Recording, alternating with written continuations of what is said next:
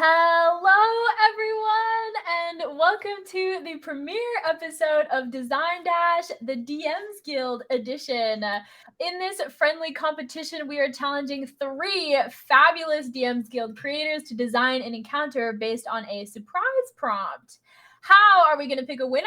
Well, everybody wins in this game of silliness and creativity, but there is a title and prestige on the line today. After the show, fans will get to vote on their favorite encounters on Twitter, so be sure to follow us at Roll20 app on Twitter and keep an eye out for that poll. We will also gather an internal top secret panel of judges who will review each encounter anonymously and rate each one. These scores combined will grant one designer the title of the DM Guild's Design Superstar. So we will kick this off with introductions, starting with me. My name is Brooke Whitney, and I will be your host today. I am a partner relations rep at DriveThru, a Twitch streamer, and a very big 5e fan. So I'm extra excited about today's guests. But before we get into that, Danny, would you introduce yourself? Yeah, hey y'all. I am Brooke's co-host. My name is Danny. My pronouns are he, him, and I am the Roll20 community manager. You can find me all over the internet just being excited about these amazing people that create amazing things that we can play and look at and dig into. Erin, if you want to give us a quick little intro about yourself. Hi, I'm Erin. I'm a uh, game designer, writer, streamer, and my pronouns are she, her, and I'm excited to be here. Yay. So I do have a little bit of a fun icebreaker for everybody too. And Aaron, we'll definitely start with you. One of your latest projects is a game called Firmament, which I had to look up, and the Oxford Dictionary defines it as the heavens or the sky, especially when regarded as a tangible thing. So what would you say is your little slice of heaven as of recent? Um, well, I have been getting really into comics. I was never into comics as a kid, and I work at an escape room job that lets me read comics while I'm working. So that has been my little stress release I recently. love that. Any specific titles that you've been reading? I really am into X-Men. And an escape room? Like, do you work and design at escape rooms too? I don't do. I have done escape room design, but not for my current job. Yeah. I am a host, a manager, and I've worked production, so Oh, physically building the rooms. that's so cool. So you're just kind of surrounded by creativity on so many levels. I love it. Uh, I got Very cool. started. It was not actually during the pandemic. I got started like in earnest during the pandemic, but I actually started writing the stuff that would be my first Merfolk supplement while I was actually working at the at an escape room, and like I just had a notebook, and if a team was doing well, then they didn't need any help and I could just write D&D stuff. Eventually became the very first Merfolk book that I published on DM's Guild. Cool. Let's move on to Lila. Hi, I'm Lyla Fujiwara. I am a writer, game designer, and project manager calling in from Boston, Massachusetts. Let's see. I use she, her pronouns. I'm known for doing some fan work for Journeys Through the Radiant Citadel and the DMs Guild. And I'm also currently writing a series on my Substack about project managing for TTRPGs, whether you want to published to the DMs Guild or another website. So I got started for DMs Guild, like really started with a storytelling collective course, Write Your First Encounter. I wrote a goofy one-page encounter about a basically like Fear Factor style competition where like it was all about grossing other people out. And then the first thing that I actually hit publish on was Encounters in the Radiant Citadel, which had a similar format, I guess, to the encounter I'd written before, but was with a group of folks that I organized. I love that. Very cool. And we did some digging as well. And a fun fact about you is that you've developed apps and even created a mobile game yourself. And I think the audience would want to know, is there an app that you personally use and or if it's a mobile game that you play a lot of? There are a couple of the like Wordle clones that are still kind of on my regular rotation. So the I guess like deep cut shout out I'll give is to Squirtle, which is sort of like a Boggle Wordle thing that actually one of my like D&D buddies made, and it is legitimately addicting. I play it in the little moments between things, Yeah. and Semantle is another one that would be too complicated to explain, but is another Wordle clone. Sebastian, please introduce yourself. Hi, I'm Sebastian. My pronouns are they, them. I am originally from the UK, but I now reside in Canada. I am a full-time writer, game designer, and editor at Hit Point Press, and I freelance occasionally. I have written and designed for games such as Apocalypse Keys and Cloud Empress, and I've edited the D&D projects Flee Mortals, published by MCDM, and Uncaged Goddesses, published to DM's Guild.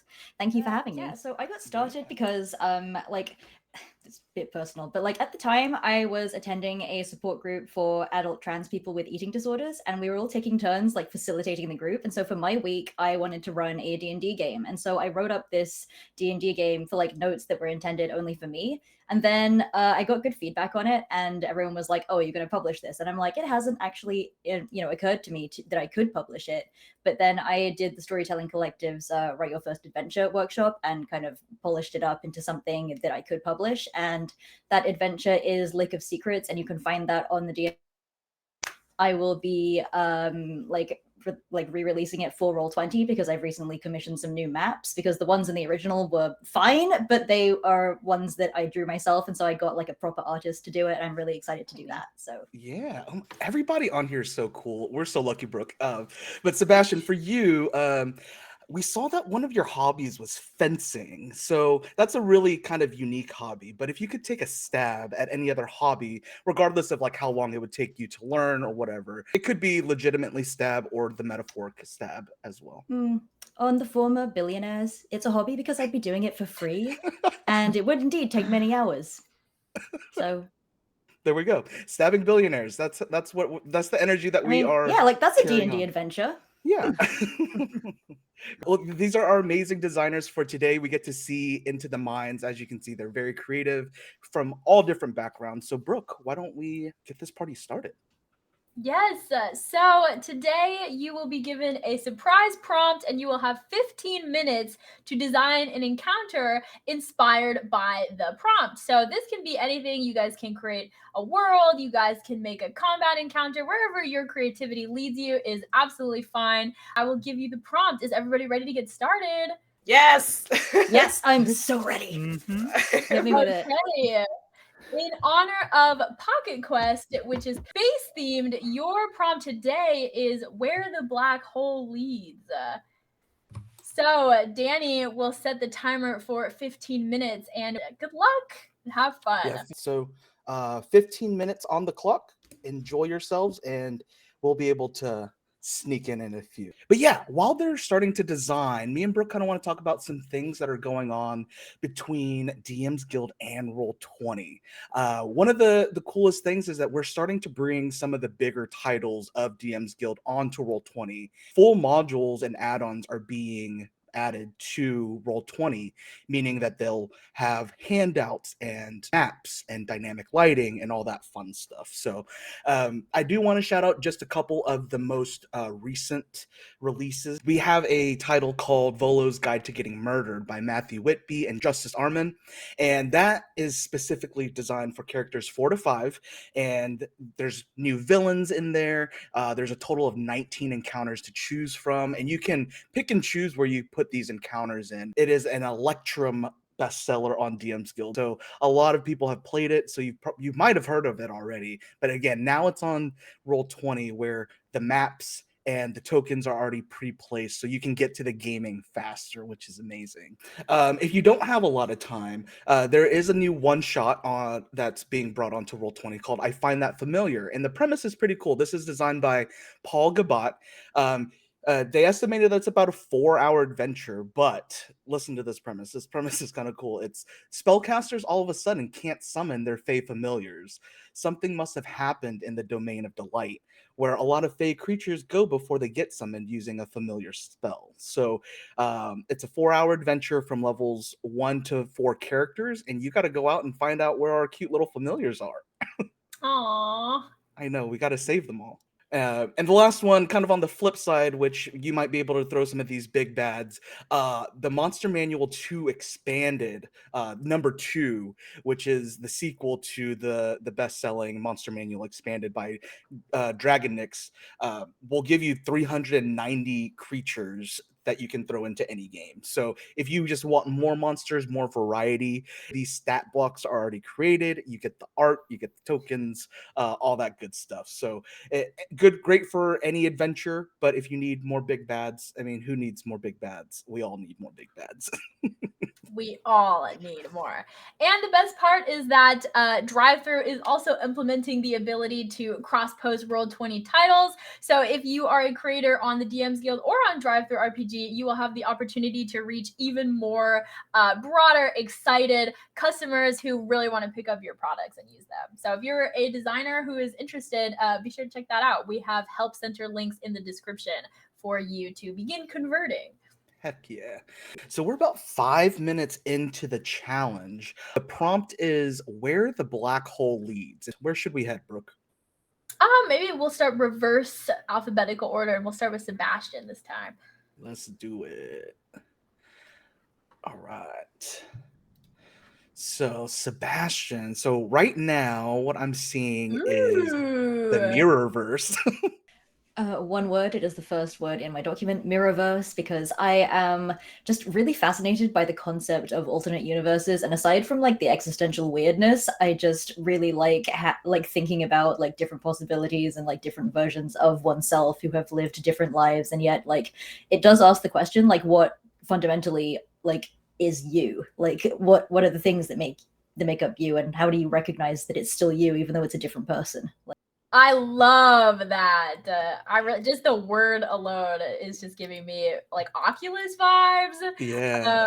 Very horror, maybe. Yeah. Requires negotiation with players, but tell a very character-driven story. I do love encounters like these that maybe are a little more role-playing based rather than combat based. Not saying that this one won't have any combat, but it's really cool to see these kind of designs where you might be confronting the Mirrorverse version of yourself or your party. That's really cool. Yeah, and it also opens up a lot of opportunities for DMs to spin the tactics their players have been using on them all campaign long and say, haha, now I will silvery barbs you instead. Yeah. And, do a little reverse Uno card. So I really love that concept. Yeah.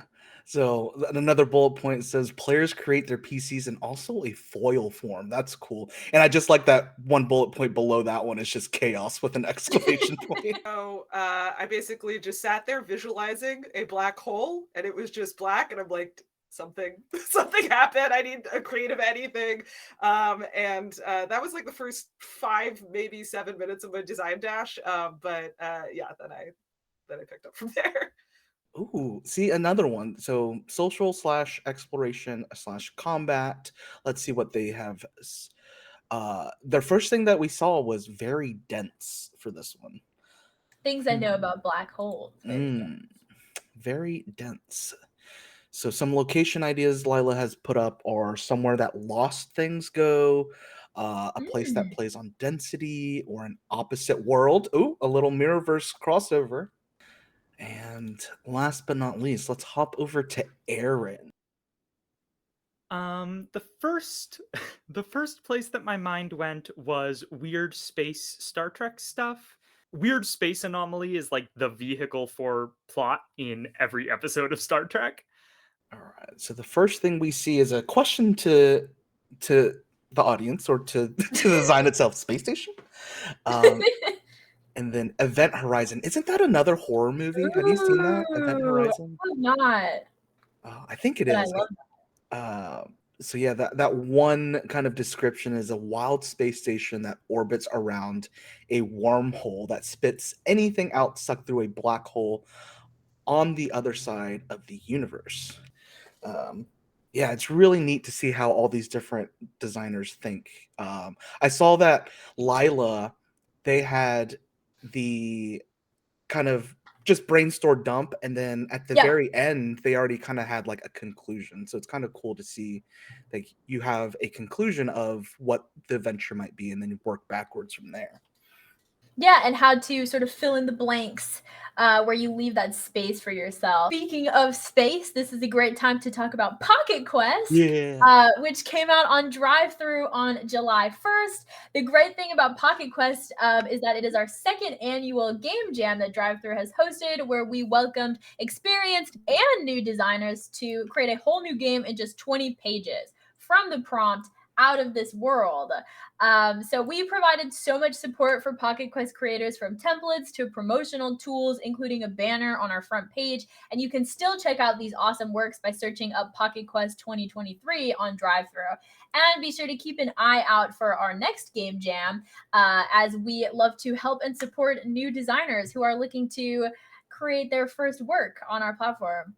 Yeah, we can definitely link it, but we did a Pocket Quest slash Big Bad Con, almost kind of like a design jam ish, but we had three different designers work together to potentially design something for Pocket Quest where they were working together. And I think one of the coolest things that I learned about that is the idea of collaboration and how sometimes game design itself can be intimidating, but you can work together. And even if you're a brand new person to design, maybe you can buddy up with someone from your party or your GM and you can create your own game. And like you said, everything is kind of provided to you, and the space, the universe is your oyster. Yeah, and I think having the confines of the 20 pages too, it kind of gives you it gives you room to breathe, but then it's also not very it doesn't feel like it's overwhelming to Yeah. fill up those 20 pages. So I Yeah. think if you start small, this is encouraging you to join into the next game jam, because anybody can do it. And I think sometimes you just need a little push, need a little deadline. Deadlines are important. um, but yeah, you should be able to check out all of the Pocket Quest titles right now on Drive Through RPG and hopefully get inspired for the next game jam. Oh, and there's our timer. Nice. 15 minutes. That was fast. Time So is let's up. Gosh. Welcome back. I'm so excited to see what everybody else did. We That took was a a peek fast. about 5 minutes in, and I was already so amazed and impressed. So I cannot wait to hear. Okay, sorry, mine is just a big series of bullet points. I'm sorry. Oh gosh, That's mine great. is a small series of bullet points. So. I should have made bullet points instead of complete sentences. All right, so we will hop into a breakdown of what you have written, and maybe you can give us some preliminary thoughts on the experience. It was really cool to kind of see where y'all started. We kind of made me and Brooke kind of made some assumptions because some of those bullet points were funny and maybe not full realized thoughts. So I'm super excited to hear what's going on in those noggins of yours. So Yeah. does anybody want to go first? Oh man, I think I'll go first just to sort of. Let's see. I came in prepped. I watched multiple design dashes beforehand where I took the prompt and I sat there for 15 minutes just like doing my reps, typing in another doc. So I analyzed it. I'm like, they like goofy names. They like, what was we didn't have it for this one, but like weird rating systems. So yeah, I came in with a lot of research in advance. I'm down to go last again. So let's see. I definitely panicked for the first part, even though I put in big bold terms, don't panic. I'm very much gonna wave my hands and try to tell pieces of story that I think could turn into something potentially cool. So I think I got a little bit stuck on the fact that I'm like, man, Spelljammer and all this stuff, there's probably a lot that could be done there, but I don't know the books. So I'm like, what do I know about black holes? And just sort of started writing things down. And I ended up with Maybe the black hole takes you to a place where everything is opposite, and maybe there's some fun way to play on that. So the basic structure of my adventure is call to action. You are aware that there is some deep, dark, horrific magical object out there that a seemingly bad wizard has come into possession of. At a later date, when I have more than 15 minutes, I designed a awesome wizard tower for this individual, full of defenses and various things. I have given him a name because I'm a dork and I actually watched a bunch of the design dashes. I'm like, man, people name things so well. So I called him Hopeful Howl because I'm like, holes. Yes, it's a terrible name. I was, of course not panicking. Hopeful Howl has like kind of just a bad rep about him. The townspeople think that he's taken this device and have called adventurers to go hunt him down. And when you get to the top of the tower, that is where a twist comes in. He's actually a great guy studying planar stuff. He has opened this black hole, which he thinks might be useful because it goes to like an opposite land and like a place that turns magic into the opposite of what it is. So if you take this bomb device through, maybe it becomes something that like heals a bunch of people, type of thing. So you go through the black hole. It is indeed a place where magic does the opposite of what it's intended to do. And then I'm like, okay, well, you're gonna have a bunch of people in the party that have magical abilities and things. So there would need to be some thought about how to handle that. But I think some sort of random table that basically maybe Arcana checks or something. And if you fail them, it kind of goes into the DM's purview to decide what the exact opposite is of the spell that you cast. Again, awesome wizard tower that I will totally design out. That would be that would have all of these fun plays about being, the opposite of what the tower that you went into originally. I'm just thinking about this now. Maybe it would be a tower that goes down instead of up, but like, kind of these little details. I think there's probably some funny things that you could do with picking, standardized monsters and flipping their abilities in some weird way. Maybe there's a monster that, I think I wrote this down, so maybe there's a monster that does a lot of movement things where it's usually sucking you in, but the opposite monster is doing like the opposite movements or something. And I'm sure also if I had more time, there'd be some fun. So I would love it if I could design a puzzle in the first one that gets like brought up in the second one, and somehow you're using like the flipped magic stuff. So I guess at the end in this bizarro opposite world, Hopeful Howl is actually, very well known and well liked. But in truth, opposite Hopeful Howl is a horrible person. So you have a big fight with this well-beloved wizard that the town loves and is kind of like come out to cheer him on. He kind of maybe has some inklings about the magical bomb thing. Maybe he's also about to open up a black hole and take his divine object that would like heal everyone and try to do some swappy thing. I'm not sure if any of that made sense, and I know it was a lot of hand waving, but that is my design dash entry for all of you. Sweet. Are you like accepting players for this? Because I would play that. Yeah, I just need another like 3 months to actually write it. I think the biggest obstacle for new designers is, for me at least, it's getting people to read my stuff. Like, I think that is the kind of scariest thing, because when people read your stuff and when you get feedback on your stuff and when you know that somebody's played it, it is like an extremely good and happy feeling. So I guess that's kind of why I realized that I needed to start finding people to collaborate with, because if you find other people who are writing things and you're willing to kind of like trade and work through their stuff, I think it can be very motivating, at least for extroverts like me. So that is so cool. I love how many opportunities it opens to take classic things. Like, I would love for the party to cast Healing Word in that first instance of it just attacking the party member. That would be chef's kiss to experience live. How did you come to this idea? What was it like? In the tech world, there is the concept of like a technical interview, which is like the closest thing that I've done in my life to this. You're in a room, somebody's watching you code, you have no access to the normal things that you would have access to. It's kind of like people are staring at you sort of thing. So I approached studying for, you hear me saying studying. So I approached prepping for this in a sort of similar way, where I like tried to do a couple of prior design dashes. Sort of started off with the freeform stuff. The question was, where does it go? So it had to be some location that you're talking about. And while I had the little voice in the back of my head, which is like, maybe you should do something with Spelljammer. I know nothing about Spelljammer and knew it was, all bad news to go on a Spelljammer search. And yeah, I think that there might have been a dungeon idea in the back of my head that had something to do with like a flipped thing. So that might have just been a thing, noggin that I pulled on. I mean, I think it's like a black and white thing. When you say black hole, I'm like, okay, maybe there's something I can do. And that's kind of how I ended up with opposites. Very cool. Amazing. I love that.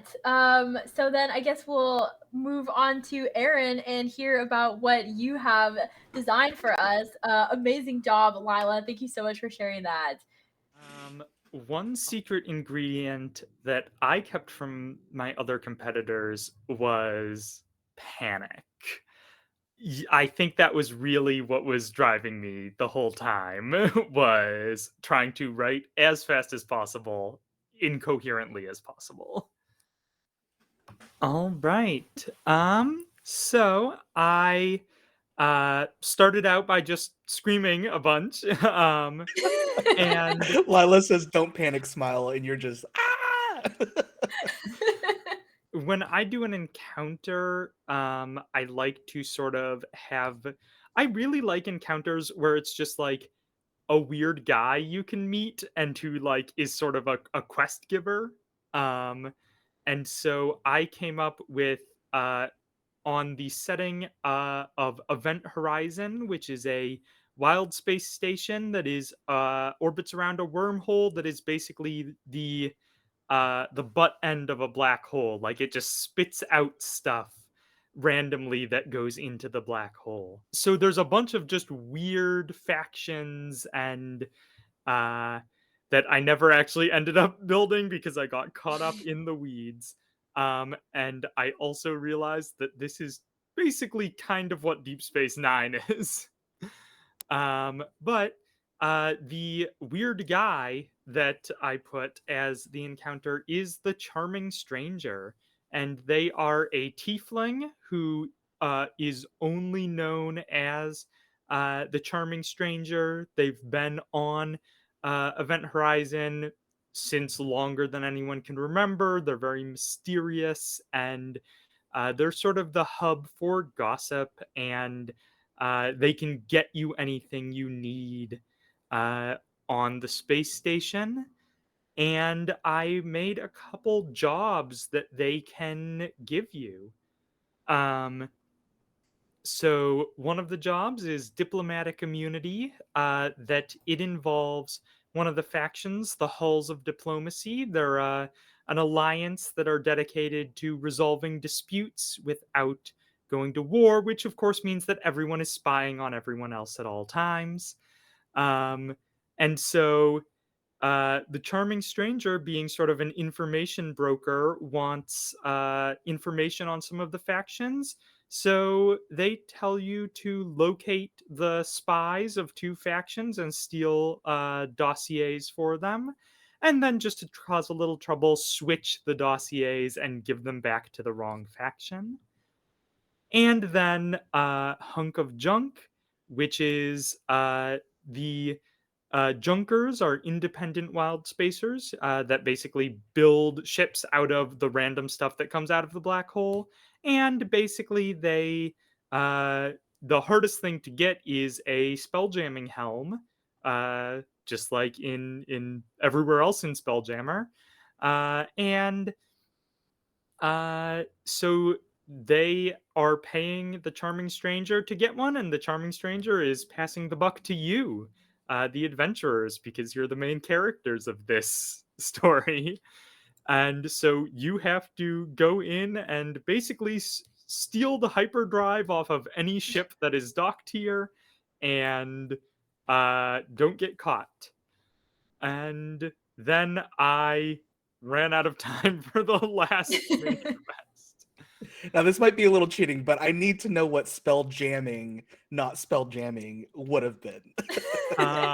It was going to be a thing where It was sort of a sabotage quest where you sneak this device onto someone's ship that just like as they like sort of fly off, it generates an anti-magic field, and like so basically none of their ship's stuff works because it's all magic. So a lot of these jobs that would be given to the players by the charming stranger kind of seem almost heisty. Was that something that you started out with, or what inspired you? That is just my personality coming through. I love a heist. That's one thing about me. I love a heist. And yes, so it is very heisty on purpose. I really like the 4th edition micro setting of Hestevar, which is in one 4th edition book and one issue of Dragon magazine. It's this sort of planar stuff and also like celestial, like devas and Asimar and stuff like that. And also it has like people making inventions and diplomatic intrigue. And it's sort of this combination of just a bunch of stuff I really like a lot. Cool. I also love how these can be approached in so many different ways. Like you could just go all out in the combat, or you can do this in an undercover sort of sneaky covert mission. So I love how a party can really choose to tackle this in their own sort of way. So thank you for that. That's amazing. And last, we will move on over to Sebastian, and you can share what you have cooked up for us. I did not keep any secrets. I am a completely unsuspicious, honest person with nothing to hide, genuinely. Sure. Also, Erin, I love a funky little guy. I love the charming stranger. Yeah, okay, so what did I do? I heard where the black hole leads and was like, okay, Mirrorverse then. And it kind of, but like, you know how in Star Trek they have Mirrorverse and it's just like alternate versions of yourself? Yeah, okay, so like, what I was thinking was this requires a bit of negotiation with the players, but the aim is to tell a very character-driven story. And so the players would make their characters like as usual, and then they'd also make like a Mirrorverse version of them, who they would send a bunch of information to the DM, and the DM would make a character sheet for them based on the information that the players provided, and then like another player at the table would play the foil version, the Mirrorverse version of that character. And if the player wasn't really into like making a whole other, funky little guy for their funky little guy, then the DM could just be like, hey DM, can you make me a Mirrorverse person? And then the DM would be like, yeah, sure, sounds cool. So like that's kind of like the main like gimmick here, I guess. I like a gimmick. I put in bullet point chaos exclamation mark likely. So like, okay, there is a plot here. Okay, so characters are hired by an innocent quest giver / space merchant to escort some cargo to another spaceport. It's just a simple escort mission. It's supposed to be like a routine thing. Like the cargo is probably just supplies to another space station, like rations or something. And it's supposed to be all chill, and they're just cruising through space, and there is a black hole that is in their way, and they can check their map and be like, the black hole is not supposed to be here. What is it doing here? And try and learn some more things about the black hole. And I would like for them to learn some information depending on how they approach this thing. But then like it will expand, and there will eventually be like nothing they can do about it, in the sense that like, this is supposed to be a one shot. So like, yeah, I mean, also like, there are probably some things that the characters could do to get out of it and completely like not get railroaded. So like, I mean, if you wanted to like throw two bag, like do the bag of holding arrow thing and shoot it into the black hole, then you'd probably be fine. In which case, cool, go off, do that. But yeah, so like when you go into the black hole, they would find that it is the same area that they just left. And so at first there would seem to be nothing amiss about it, and they could choose what to do in that situation. They have many options.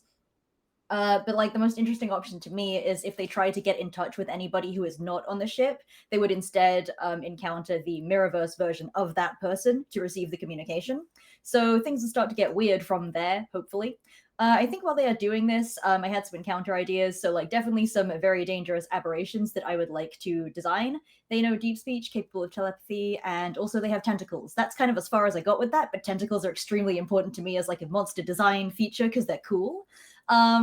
And space pirates, just because, it's a classic kind of thing, like, you have valuable cargo, and it's like, hey, it's just rations, we don't believe you, you're carrying a ton of this, like, like dilithium or something. I don't know if that's trademarked. If it is, then, like, strike that, because I don't want to get us sued. But yeah, so if you're carrying something that could be sold for, like, a lot of money, and then, they have a battle with space pirates because that's fun.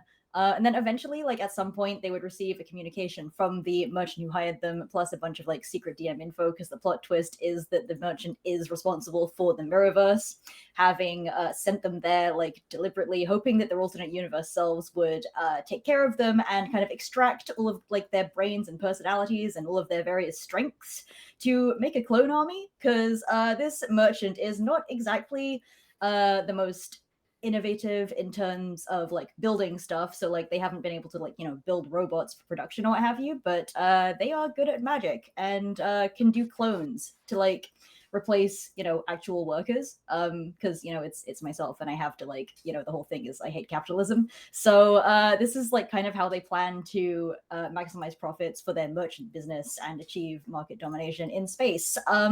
So that would be a whole thing. And the merchant would be like, still be trying to play the innocent kind of person and be like, oh, it's space, it's really dangerous, but I hired you because I know you can do it. And if the party gets suspicious, they'll be like, oh, sorry, I gotta deal with a customer, talk to you later, good luck, and then just kind of hang up on them. But anyway, like, I didn't really get to doing this, but, like, basically, like, the merchant built in like some obsolescence into the vessel that they provided, and then, like, the party's Mirrorverse selves would show up after the party has explored for a bit, and I would like the DM to kind of roll to see how well the vessel does over time, how they are exploring things. So there would definitely be, like, locations to visit, planets with various different resources, and various, like, funky little characters. But, like, at some point, like, the merchant would be like, aha, like, their ship is weak, now you can go in, and send, like, an identical vessel with the characters' alternate selves on them, and there would be a confrontation of sorts. They could sort this out by combat, but also, like, they might find that their alternate selves have some really interesting motivations and interesting ways in which they recognize parts of themselves in these Mirrorverse people. So I just would really be interested in seeing how different players approach that situation, and it'd be fun, hopefully. So that's my idea. I really, really love writing. I just like the act of writing. I enjoy it. I enjoy, like, trying to finesse the ideas that are in my head into words that other people can understand, and making that, like, really compelling and like, evocative, and, like, getting people excited about the things that I'm thinking. That is just that's kind of unparalleled, really. It's the most enjoyable, but honestly, I really do love everything. So I feel like you could build a whole campaign off of that. yeah, you probably could. Yeah. Bigger and bigger. Like, that's not even an adventure. That's bigger. Sorry. I have campaign guide. Yeah. I like to think that these, like, magical robots are, like, basically the brain behind ChatGPT on Earth. Like, they are. Yeah, that's vile. Yes, let's go with that. Yeah. Just to fit in with the anti-capitalist return. Yeah. I feel like you really sort of built a world that can just be built upon even more by a GM, which is really cool. They have the opportunity to sort of flavor this specifically to their characters, which is great, because that's what you want any adventure to be, So I love that. Do you have any thoughts about this whole process? This is your second time participating in Design Dash. Did you think it was easier, harder? Honestly, like, I think it was easier in the sense that I knew what to expect. I did not keep any secrets. Although, like, the format has changed somewhat, but honestly, it's just fun. Like, I just love this kind of thing, and it's not really often that I get to have an idea that I have a set amount of time to complete, because usually if it's, like, a self-set deadline, or if it's, like, a deadline that I have for a client, then I just kind of have to, I have to do a lot of planning, whereas for this sort of thing, it's like the planning is the deliverable. So it's nice. I find it, like, actually in a way, like, less stressful for that. I don't know, you see my document is just, like, me kind of keep going with this idea. Like, this is literally just a series of thoughts of, like, stream of consciousness. So make of that what you will. So thank you all for participating. This is fantastic stuff, and hopefully maybe sometime these will be released to the public. We will wrap up our show now with that. Any closing remarks, Danny, before everybody tells us where we can find them and follow them?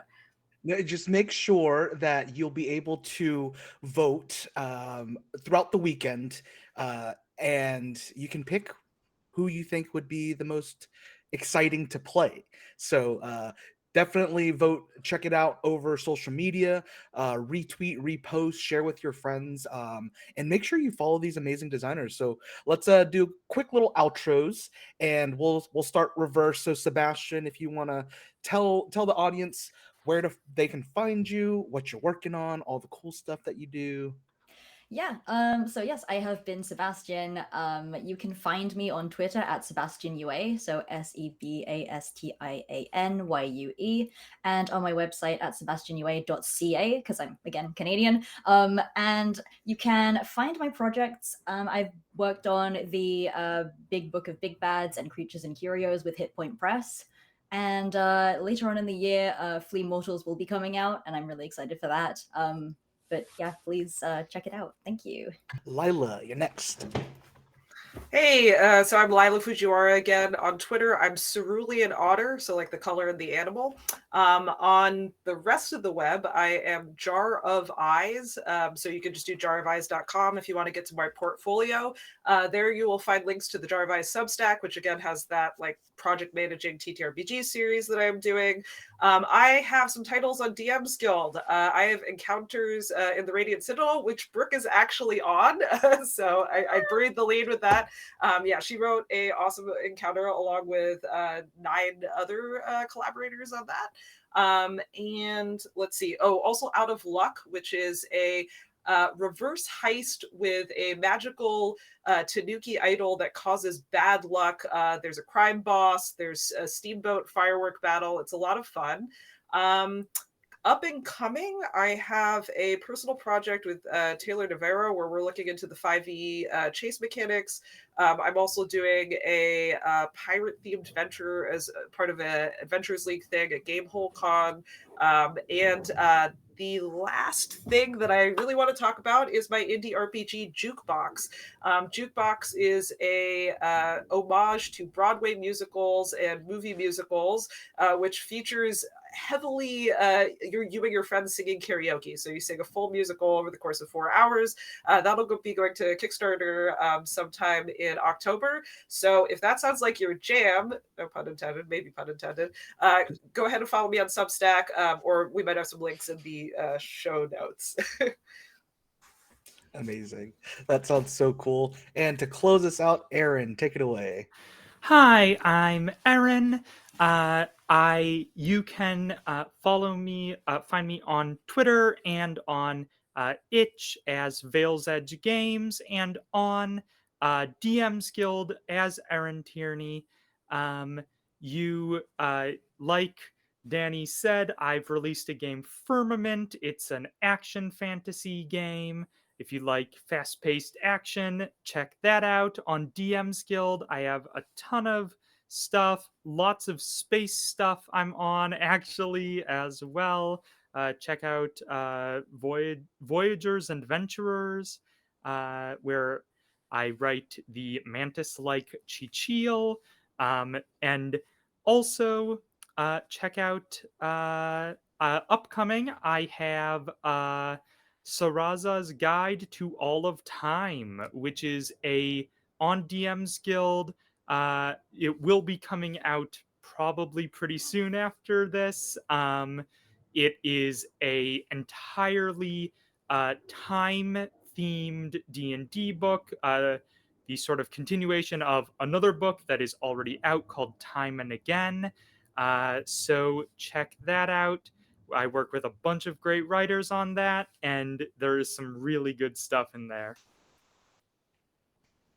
Awesome. Thank you all so much for participating in the first episode of Bringing the Dash Back, DM's Guild Edition. We were so happy to have you here. Make sure all of you in the audience follow them, keep up with their upcoming projects, and we will see you guys next time.